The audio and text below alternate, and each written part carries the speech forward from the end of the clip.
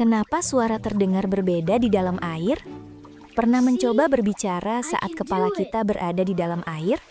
Suara yang kita dengar terdengar aneh, seperti teredam dan berbeda. Ternyata, suara memang bergerak sangat berbeda di dalam air dibandingkan di udara. Ini terjadi karena suara sebenarnya adalah gelombang yang merambat melalui medium. Di udara, gelombang suara bergerak dengan kecepatan sekitar 343 meter per detik. Tapi di dalam air, suara bisa bergerak lebih dari 4 kali lebih cepat. Kecepatan suara di air bisa mencapai sekitar 1.500 meter per detik.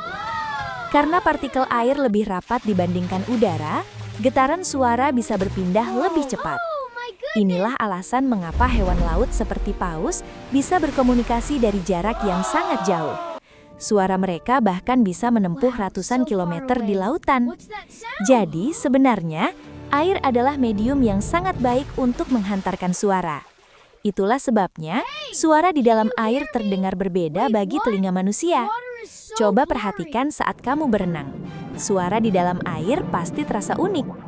Kalau kamu suka fakta sains menarik seperti ini, jangan lupa follow untuk eksplorasi rahasia sains lainnya.